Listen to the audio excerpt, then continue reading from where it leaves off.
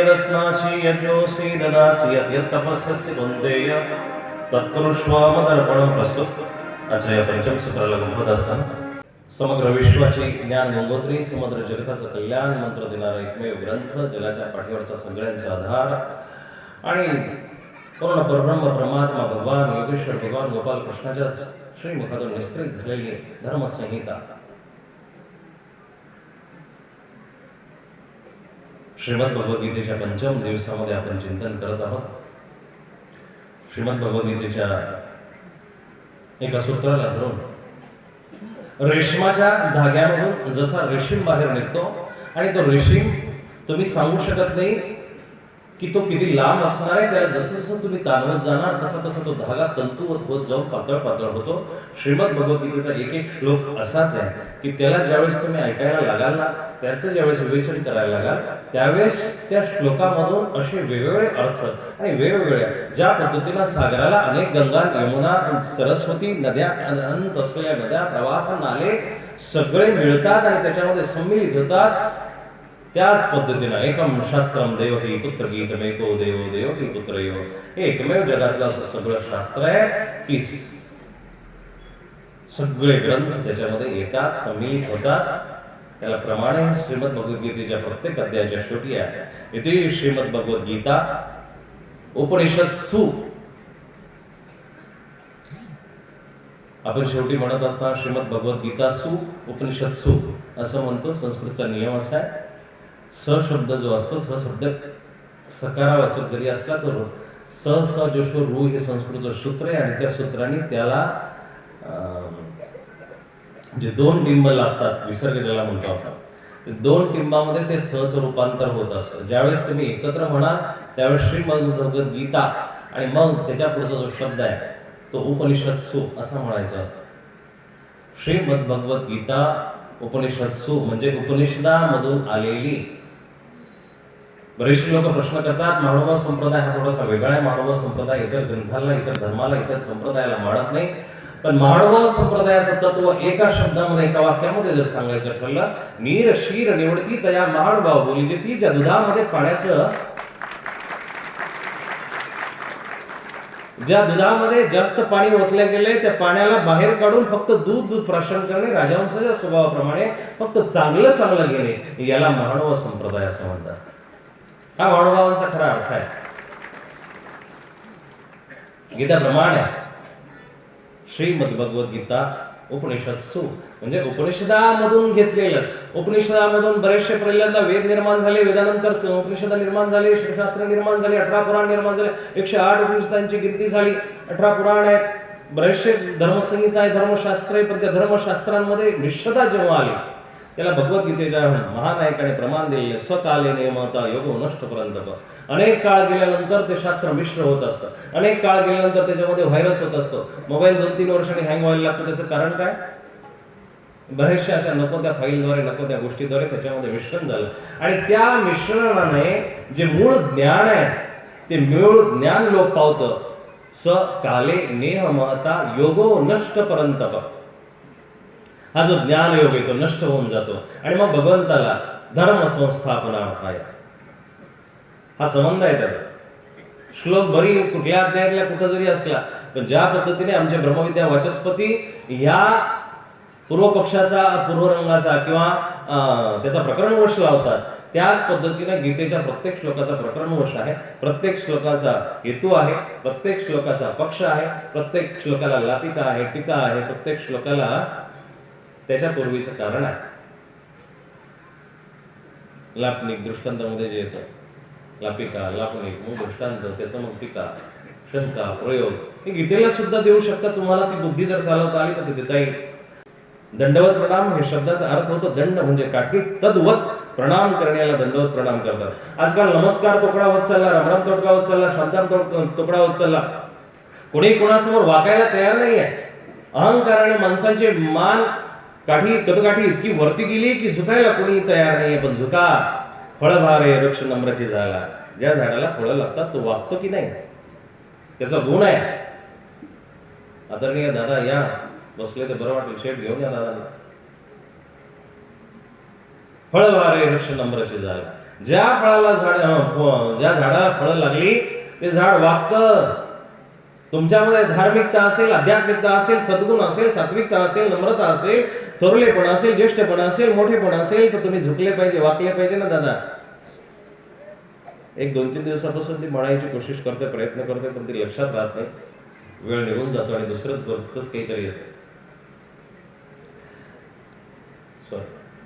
जो खानदानी रईस है ओ लिहाज रखते हैं नर्म अपना.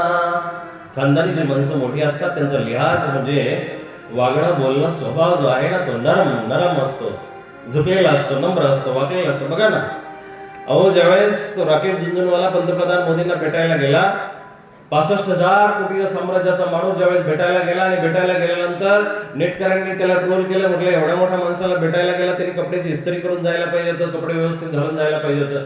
लोकांना जोपर्यंत माहिती नव्हतं तोपर्यंत लोकांनी ट्रोल केलं. मग खाली कोणीतरी कमेंट लिहिली त्या ट्विटरवरती की भाऊ हा साधा सुद्धा नाही आहे, तो अलास्काचा आणि त्या शेअर मार्केटचा बिग बुल आहे आणि 65,000 कोटीचं साम्राज्य आहे. आणि मग लोक खाली लगेच एका क्षणामध्ये परिवर्तन झालं.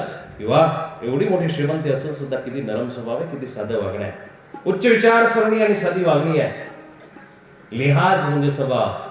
जो खानदानी रईस है वो लिहाज रखते है नर्म अपना. तुम्हारा लहजा बता रहा है, तुम्हारा लहजा बता रहा है, तुम्हारी दौलत नई है. तुमच्या वागण्या बोलण्यातून दिसत असतं की तुम्ही नवीन श्रीमंत झालेले की जुने खानदानी श्रीमंत आहात. वागणं बोलणं माणसाचं त्याच पद्धतीनं प्रतिध्वनित होत असतं, प्रतिलिपित होत असतं की जसा तो पाठीमागून आलेला आहे. गंगेचं पाणी गढूळ जरी दिसत असलं तरी लोक त्याला गंगेचं म्हणून प्राशन करतात, पण बाटलीच्या पाण्यावरती सुद्धा संशय घ्यावा अशी आजची स्थिती झालेली आहे. तुम्ही वागत असताना, राहत असताना, चालत असताना, बोलत असताना तुमचं उठणं, बसणं, वागणं हे सगळं एक मर्यादेमध्ये जेव्हा दिसेल ना, त्यावेळेसच तुम्ही धर्मवान आहात किंवा तुम्ही जो धर्म करतात तो धर्म तुमच्या आतमध्ये पाझरलाय असं दिसून येईल. कोटमगाव नगरीचं भाग्य आहे, तुमच्या गंगेच्या थडाला ही ज्ञान गंगोत्री आली आहे. एक गोष्ट शिका, दंडवत प्रणाम हा नुसता मानव संप्रदायाचा नाही आहे. दंडवत प्रणाम त्या व्यक्तीचा आहे की ज्याच्याकडे धर्म आहे, ज्याच्याकडे आध्यात्मिक आहे, ज्याच्याकडे सात्विकता आहे, ज्याच्याकडे भक्ती आहे. तो दंडवत प्रणाम बोलतो, तो दंडवत प्रणाम सारखा वागतो, तो दंडवत प्रणाम सारखा राहतो. मग कोटम गावामध्ये कमीत कमी या गावामधले माणसं बरेचसे आजूबाजूची आली, शिंदे गावात हे उच्चारण केलं तर पाप लागणार नाही. पण जो माणूस दिसेल, भलेही अनुभव संप्रदायाचा असो किंवा दुसऱ्या कुठल्याही संप्रदायाचा असो, 2 हात जोडा आणि त्याला दंडवत प्रणाम म्हणा. बस एवढे जरी या सत्संगामधून तुम्ही घेऊन गेले ना, तुम्ही नसले महानुभाव तरी महानुभाव आहात. दंडवत प्रणाम म्हणायला शिका, दंडवत प्रणाम सारखं वाकायला शिका. अर्जुन जेव्हा भेटायला गेला, पायाजवळ बसला ना, हे नम्रतेचं सूचक आहे. ज्याच्या अंतकरणात नम्रता आहे तोच इथे येण्याचा भागीदार असतो, तोच इथे येतो, राहतो, तोच इथे येऊन खऱ्या अर्थानं बसू शकतो. त्यालाच बसण्याची खरी पात्रता त्याची आहे किंवा बसण्याची आवड आहे किंवा बसण्याचा अधिकार आहे, ज्याच्या ठिकाणी नम्रता आहे. दंडवत प्रणामची गोष्ट शिका तुम्ही. आजपासून जो कोण भेटेल, तुमचा दाजी असेल, मेवणा असेल, साडू असेल, व्याही असेल, सासरा असेल, सासू असेल, कोणी काही असेल, म्हणायचं बिंदासपणे म्हणा त्याला. हे म्हटल्याप्रमाणे नुसतं कोटमगाववाल्यांनी शिकलं तर काही हरकत नाही, परंतु बाकीचे आहेत. गंगेचं पाणी जेवढी माणसं प्राशन करतात त्या सगळ्यांनी दंडवत प्रणाम शिका.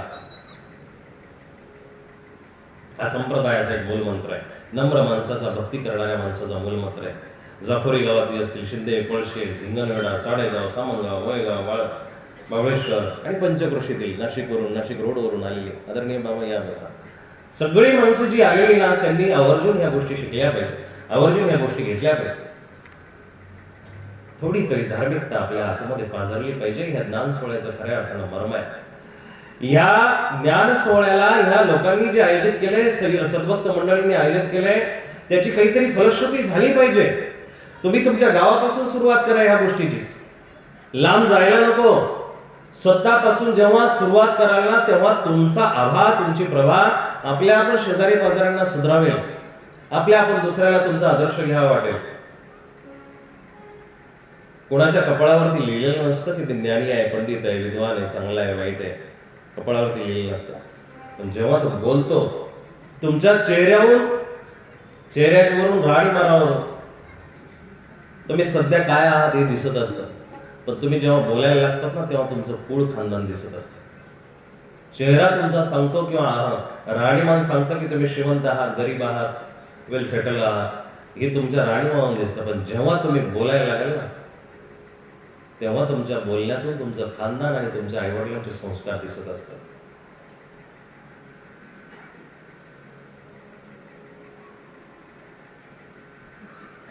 चांगले बोला है. ऐसी वाणी बोलिए मन का अपार खोय, और अनका शीतल करे आपहु शीतल होय. अशा पद्धतीने आपल्याला बोलणं चालणं शिकावं लागेल. तुम्ही तुमच्या गावाला समृद्ध करा दादा, परिवाराला समृद्ध करत, शेजाऱ्या पाजाऱ्यांना समृद्ध करत, गावाला समृद्ध केले ना, आपल्या आपण आजूबाजूची माणसं सुधारतात. चंदनाच्या झाडाला ज्या पद्धतीनं सांगावं लागत नाही की मी सुगंधवान आहे, त्या पद्धतीनं तुमचं गाव सुधारलं. 2-3 गोष्टी. आज भगवद्गीतेचा तसा चिंतनाचा 5वा दिवस आहे, पण जास्त आपण त्याच्यामध्ये घुसलोच नाही, कारण पार्श्वभूमी आणि तुमच्या येण्याच्या प्रतीक्षेमध्येच बराचसा वेळ निघून जातो. सांगायचं तरी किती, घ्यायचं तरी किती, आणि थोडंसं रंगात आलं, आयोजक येतात, सूचना करतात, संपून द्यावं लागतं. बाकीच्याही व्यवस्था महत्वाच्या आहे. पण बंधूंनो, हे तुमच्या उद्धाराची आणि तुमच्या सुधारण्याची संस्काराची एक जागा आहे. ही जागा परत तुम्हाला प्राप्त होईल ना होईल, परंतु आज जर तुम्ही लाभ घ्याल ना, आज जर तुमच्या जीवनामध्ये हा लाभ प्राप्त झाला तर नक्कीच तुमच्या जीवनाचं सोनं झाल्याशिवाय राहणार नाही.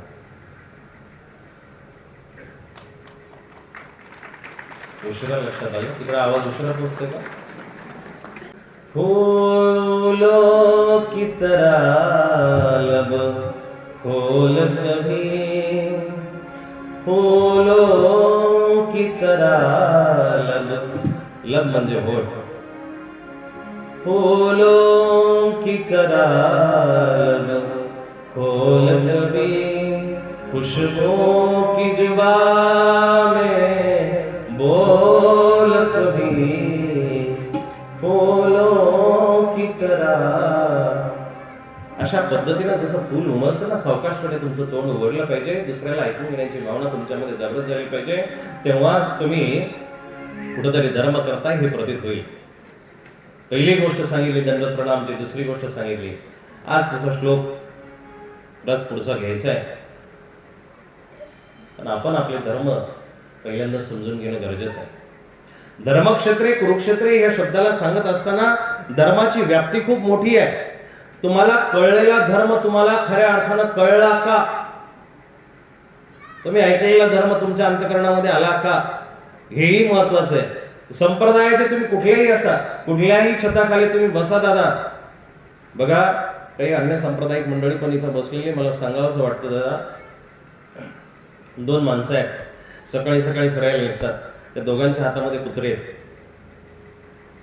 सकाळी सकाळी फिरायला निघाले, दोघांच्या हातामध्ये कुत्रे, सैर करायला निघालेत, फेरफटका मारण्यासाठी. आता झालं असं, तो तिकडच्या गावाहून येतोय, हा इकडच्या गावाहून येतोय, तो तिकडच्या गावाहून आला, हा इकडच्या गावाहून आला. दोघं मध्यभागी भेटले आणि भेटल्यानंतर त्यांनी त्याला नमस्कार केला, दंडवत केला, यांनी मला नमस्कार केला आणि दोघं मस्तपैकी शेक हँड करून बोलायला लागले. इतकं मस्त दोघं बोलताय. पण गंमत अशी आहे, त्याच्याही हातामध्ये कुत्रे आणि याच्याही हातामध्ये कुत्रे. त्या कुत्र्याने जेव्हा ह्या कुत्र्याला बघितलं ना, त्यांनी जोरजोरात भुंकायला सुरुवात केली. उदाहरण तुमच्या लक्षात नाही आलं. 2 जी महत्वाची माणसं ती प्रेमाने भेटली, प्रेमाने बोलायला लागली, पण जे कुत्रे होते ना सोबत आलेले, ते भुंकायला लागले. संप्रदायामध्ये जी वरिष्ठ मंडळी ना, ते एकमेकाच्या गळाभेट करत असतात, पण ज्यांना संप्रदाय कळला नाही तीच माणसं खाली कुजबुज करत असतात. बरोबर आहे? तत्वभेद, मतभेद बाजूला ठेवा. गंगेमध्ये ज्यावेळेस गंगापूरहून नाला येतो, जाकोरून एखादा नाला येतो, चेडीहून पाणी येतं, पंपिंगवरून येतं, तिकडून धारणावरून येतं, दुसऱ्या इगतपुरी भागातून येतं. इथं आल्यानंतर टेस्ट केलं ते पाणी, जेव्हा तुम्ही त्या याच्यामध्ये टेस्ट करणाऱ्या मशीनमध्ये घालाल त्यावेळेस तिथं ते दर्शवतं का हो, हे पाणी अमक्या ठिकाणाला, ते अमक्या ठिकाणाला, तमक्या ठिकाणाला? नाही दर्शवत ना. तुम्ही आम्ही भेद करणारे कोण आहे साहेब? भलेही तत्वभेद, रस्ते वेगवेगळे असतील, परंतु माणूस म्हणून तुम्ही आम्ही सगळे असाल, एकच आहात, एकच आहात.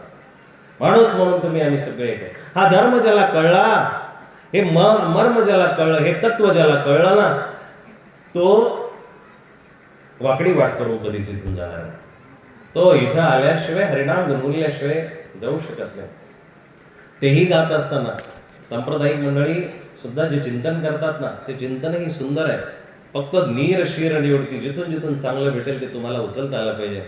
चहुवेदी जाण षडशास्त्र कारण, 18वे पुराण हरिसी गाती, 18वे पुराण हरिसी गाती, 18वे पुराण हरिसी गाती. मन थोडी नवनीता तैसे ध्यानता, मन थोडी नवनीता तैसे ध्यानता, वाया व्यर्थ कथा साठी वाया व्यर्थ कथा साठी वाया व्यर्थ कथा साठी. काय सांगितलेलं आहोत तो पार त्याचा कळलेच नाही, कोणालाच कळला नाही, म्हणून त्याच्यापर्यंत पोहोचण्यासाठी सगळे प्रयत्न करतायत. महानुभाव पंथाचा प्रयत्न फक्त पुढचा आहे, अग्रेसर आहे. महानुभावांनी तो प्रयत्न केलेला आहे आणि महानुभाव संप्रदायाने गीतेला प्रमुख करून, ब्रह्मविद्या शास्त्राला प्रमुख करून त्या पार ब्रह्म परमात्म्याचा पार सगळ्या लोकांसाठी महावाक्याच्या रूपाने या ठिकाणी खुला केलेला आहे. महावाक्याच्या रूपाने या सगळ्यांसाठी तो परब्रह्म कसा हवा, जीव कसा असावा, प्रपंच कसा असावा, परमात्मा कसा आहे, देवता कशा आहेत, हे सगळं कळण्यासाठी इथं महावाक्याचा हा गाड घातलेला आहे. आपापल्या धर्माचा अभिमान तुम्ही ठेवणं गरजेचं आहे. आपल्या धर्माचा जर अभिमान नसेल, मग एक गोष्ट पहिली, गाव थोडंसं प्रबोधनही महत्वाचं आहे साहेब. तुम्ही सगळे प्रतिष्ठित मंडळी आले गावातून, धर्म म्हणून तुम्ही मान हलवत असाल, पण तुमच्याकडून काही सामाजिक जबाबदाऱ्या ते तुम्ही पार पाडल्या पाहिजे. पहिली गोष्ट, तुमच्या गावामध्ये व्यसनाधीनता कमी करा. दुसरी गोष्ट, प्राण्यांची जर तुमच्या गावामध्ये हिंसा होत असेल तर ती बंद करा. काही अर्थ नाहीये तुमचं एक बाजूला मंदिर आहे, एका बाजूमध्ये सकाळ संध्याकाळ हरिपाठ होतोय, पारायण होते, आरती होते, सकाळ संध्याकाळ आरती होते, घंटेचा नाद होतोय, आणि त्या चौकामध्ये किंवा त्याच कोपऱ्यामध्ये धनाधन जनावरं कापल्या जात आहेत. तुम्ही कसले प्रमुख आहात? गाव गाडा चालवत असताना कठोर व्हावं लागलं तरी चालेल, पण त्या ठिकाणी तुमच्याकडून कुठल्याही निरापराध पाण्याचा बळी नाही गेला पाहिजे. हा सगळ्यांनी संकल्प घ्या. 1 महिन्याभरापर्यंत नव्हे, पूर्ण आयुष्यापर्यंत. आणि मग भगवद्गीता त्याला प्रमाण देते दादा. प्रत्येक गोष्टीचं साहेब जेजुरकर आणि उंगाळ दादा प्रत्येक गोष्टीला प्रमाण आहे. पण काय आहे, थोडीशी अज्ञ सुज्ञ अल्पज्ञ मंडळी इथं असल्या कारणानं सगळ्याच गोष्टी मला उलगडून सांगता येत नाही. यत करोशी रसनाशी यज्ज होसी ददासी.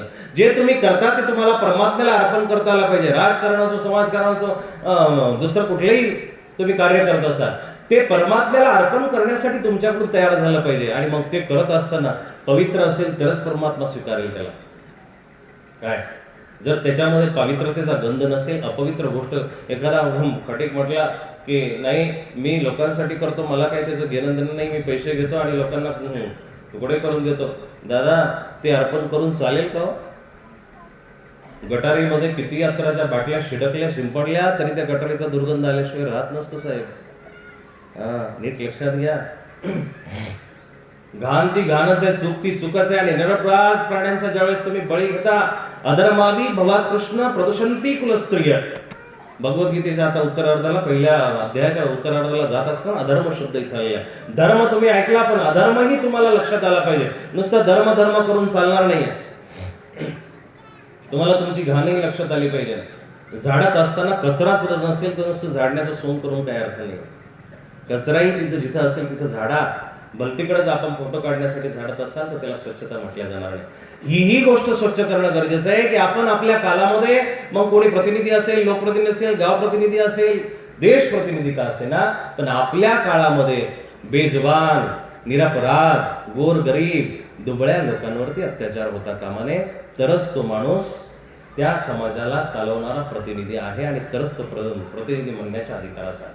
तरच नाही तर मस्तपैकी ज्याच्यातून फायदा होतो, जिथून टॅक्स भेटतो, जिथून काही वस्तू भेटतात, पैसे भेटतात, मान भेटतो, सन्मान भेटतात, आणि मग चुकीच्या गोष्टीला तुम्ही नका करू दादा. नवीचे 10वीचे पोरं हातामध्ये घेतात आणि संध्याकाळची डुलत चालतात, 12 वाजेपर्यंत चौकामध्ये बसतात आणि 17 ते 25 वर्षाच्या अपराधी लोकांचं आता प्रमाण वाढलेले ते ह्याच कारणामुळं. तुम्ही जर गावाचे प्रतिनिधी असाल, तुम्ही तिथल्या परिवाराचे प्रतिनिधी असाल, तर तुम्ही एक प्रकारे पिता आहात, त्या गावाचे तुम्ही संचालक आहात, त्या गावाचे तुम्ही निर्माते आहात, त्या गावाचे तुम्ही एक प्रकारे सृजक आहात. ते करत असताना तुम्हाला ही जबाबदारी पाळता आली पाहिजे की आपल्या गावामध्ये चुकीची माणसं राहता कामा नये, आपल्या गावामध्ये चुकीची माणसं कार्य करता कामा नये. प्रयत्न तर करा ना. देवाच्या काळामध्ये सुद्धा रावण होता, देवाच्या काळात कंस होता, देवाच्या काळामध्ये राक्षस होते, पण त्याचा नायनाट त्यांनी पहिल्यांदा समजून सांगण्याचा त्याला प्रयत्न केला. जेव्हा तुमचा समजून सांगण्याचा प्रयत्न विफल होईल त्यावेळेस त्याला कर्मफळ देईल आपल्या आपण नंतर, ती नंतरची गोष्ट आहे. पण तुम्ही जर मुख्य असाल, मोठे असाल, तर प्रयत्न करायला काय हरकत आहे. शिशुपाळाला देवाने 100 शिव्या माफ केल्या. सुरुवातीला तो शिव्या द्यायला लागला, भरपूर शिव्या दिल्या त्याने. कृष्ण भामटा आहे, कृष्ण चोरटा आहे, कृष्ण दुर्विचारी आहे, कृष्ण लालची आहे, काय काय बोलला असेल. शिशुपाल बोलला आणि बोलल्यानंतरही कृष्ण त्याला बोलले नाही की तू बाबा थांब, तू चुकीचं करू नको, तू असं बोलू नको, बोलले नाही. ते त्याचं ऐकून घेत राहील, ऐकून घेत राहील. पण शेवटी जेव्हा त्याचा अपराध डोक्याच्या वरती चढायला लागला ना, त्यावेळेस त्या भगवंताने साम दाम दंडभेद सगळ्या नीती वापरून त्याचा नायनाट केला, त्याला संपून टाकलं. तुम्ही फक्त मान सन्मान मिळवण्यासाठी पदस्थ होऊ नका, मोठे होऊ नका. मोठ्या माणसाचं लक्षण असं आहे, बडा हुआ तो क्या हुआ, जैसा पेड़ खजूर पंछी को छान मिळे फल लागे अति दूर. हे मोठ्या माणसाचं लक्षण आहे, मोठ्या माणसाचं लक्षण आहे. मोठा त्यालाच म्हणावं की ज्याला आपल्यापेक्षा लहान असलेल्या प्रत्येक माणसाला हाताशी धरून वागता आलं, ज्या माणसाला आपल्या शेजारी बसलेला माणूस त्याला लहान वाटून देणं, हे मोठ्या माणसाचं लक्षण आहे. मोठा तोच आहे की ज्याला सगळं काही सांभाळता आलं. दगडाला घाव सोसल्याशिवाय देव पण येत नाही साहेब. दादा, थोडेसे घाव आपल्याला ह्या समाजाचे सोसावे लागतील, निंदा सोसावी लागेल, आणि ती निंदा सोसता सोसताच आपल्याला मोठं पण येणार. दैवी संपत्ती 16व्या अध्यायातली ती सांगत असताना 16व्या अध्यायातल्या दैवी संपत्ती असलेल्या माणसाचे 26 गुण आहेत. तुम्हाला ते 26 गुण ऐकण्यासाठी भूषण दादा परत एकदा कथा घ्यावी लागेल 7 दिवसाची, तेव्हा ते 26 गुण ऐकले जाते. त्यातला एक गुण असा आहे की निंदो अथवा भजो, निंदो अथवा वंदो, काही घेणं देणं नाही, मी माझं चांगलं करत राहणार आहे. एखादा माणूस हातामध्ये दादा की हातामध्ये धान्याची एखादी गोणी घेऊन चालला आणि वावरातून शेतातून चाललाय, त्या गोणीला एवढंसं छिद्र असू दे आबा दादा, एवढंसं छिद्र आहे, आणि तो गोणी घरी घेऊन चाललेला आहे. आता रस्त्याने तिथं वावरातून चालता चालता त्या गोणीतून 2-4च दाणे पडतायत रस्त्याने चालता चालता, आणि तो घरी घेऊन गेला. घरी गेल्यानंतर बघितलं त्याने की गोणीला थोडंसं छिद्र पडलं, पण गळालं किती, मुठभर गळालं, मुठभर गळालं. पण पाऊस पडला आणि 2-3 महिन्याने बघितलं की ते पूर्ण तास ते बाजरीचं किंवा ज्वारीचं उभं राहिलं. एवढंसच पेरलं परंतु पूर्ण उभं राहिलं, आणि मग त्याला आनंद झाला बघून. त्यांनी ते परत जेवढं त्यांनी घेऊन गेला होता त्याच्या दुप्पट कदाचित त्याला तिथून प्राप्त झालं. चांगलं तुम्ही नकळत जरी पेरलं ना, ते 1000 पटीनं तुम्हाला भेटत असतं, 1000 पटीनं उगवणार आहे ते चांगलं. म्हणून चांगलं करायला काय हरकत आहे हो.